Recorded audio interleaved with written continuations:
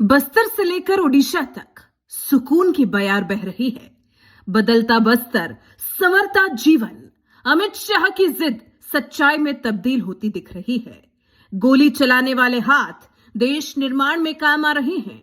आक्रामकता, उत्पात मचाने वाले माओवादी भारत का भविष्य संवार रहे हैं। जी, दशकों तक लाल आतंक की गिरफ्त में रहे इलाकों में एक नई सुबह हो रही है। मंद मंद नई बयार बह रही है। चिड़ियाएं खुलकर चहचहा रही हैं, जैसे आजाद हो गई हों। ये कहानी है भटकाव से मुख्यधारा की ओर लौटने की। ये कहानी है सरेंडर कर चुके माओवादियों के नए जीवन की। हाल ही में 25 दिसंबर को ओडिशा के कंधमाल में सुरक्षा बलों ने एक बड़ी सफलता हासिल की। माओवादियों की सेंट्रल कमेटी के सदस्य और 1 करोड़ 10 लाख के इनामी कमांडर गणेश उइके को एक मुठभेड़ में मार गिराया गया। गणेश उइके, जो सीपीआई की सेंट्रल कमेटी का सदस्य था और ओडिशा में संगठन का प्रमुख चेहरा माना जाता था, गंजम और कंधमाल जिलों की सीमा पर स्थित रंपा जंगल में मारा गया है। इस भीषण मुठभेड़ के बाद सुरक्षा बलों ने मुठभेड़ वाली जगह से 4 नक्सलियों के शव बरामद किए हैं, जिनमें 2 महिला नक्सली भी शामिल हैं। इस बड़ी कामयाबी पर केंद्रीय गृह मंत्री अमित शाह ने ट्वीट कर सुरक्षा बलों को बधाई दी। उन्होंने स्पष्ट शब्दों में कहा, कंधमाल में हुए इस बड़े ऑपरेशन में सेंट्रल कमेटी सदस्य गणेश उइके सहित 6 नक्सली अब तक ढेर किए जा चुके हैं। इस बड़ी सफलता के साथ ही ओडिशा अब नक्सलवाद से पूरी तरह मुक्त होने की दहलीज पर खड़ा है। गृहमंत्री अमित शाह ने अपने इस ट्वीट के जरिए साफ संदेश दिया कि 31 मार्च 2026 तक भारत को नक्सलवाद से पूरी तरह मुक्त कर दिया जाएगा।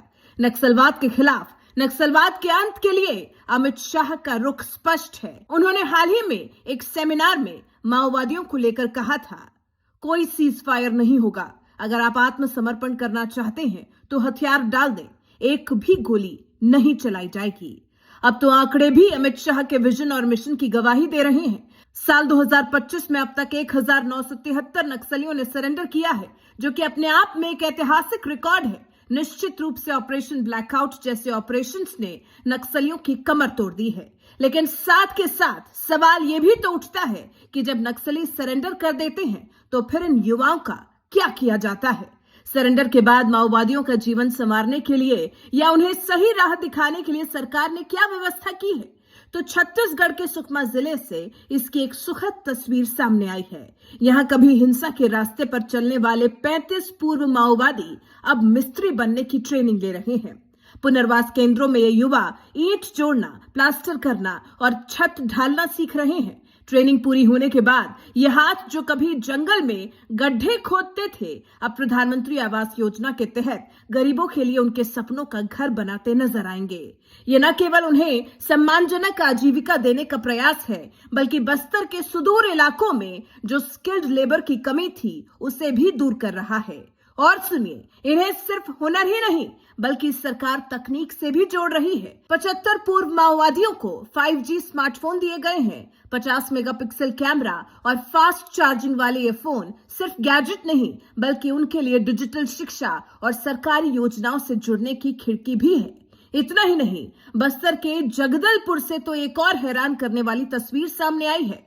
नक्सलवादी वर्दी उतारकर अब 30 पूर्व नक्सली होटल मैनेजमेंट की ट्रेनिंग ले रहे हैं। जगदलपुर कॉलेज में ये युवा 3 महीने के कोर्स में हॉस्पिटैलिटी, टूरिज्म, प्लम्बिंग और इलेक्ट्रिकल रिपेयरिंग के गुर सीख रहे हैं। सोचिए जरा, जो लोग कल तक समाज से पूरी तरह से कटे हुए थे, वो आज कस्टमर इंटरैक्शन, साफ सफाई, फ्रंट ऑफिस ऑपरेशंस और सॉफ्ट स्किल्स सीख रहे हैं। ट्रेनिंग के दौरान उन्हें प्रशंसा के रूप में सैलरी भी दी जा रही है, ताकि वो बिना किसी आर्थिक चिंता के अपने भविष्य को संवारने में जी जान लगा सके। देखिए, नरेंद्र मोदी के शासन में कैसे मेरा भारत बदल रहा है। कल का विद्रोही आज का प्रोफेशनल बन रहा है।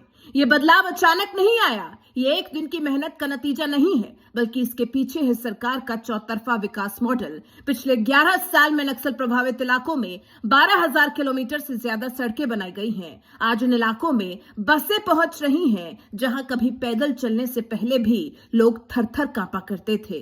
तभी तो आंकड़े बता रहे हैं कि नक्सल प्रभावित जिलों की संख्या 18 से घटकर अब सिर्फ 11 रह गई है।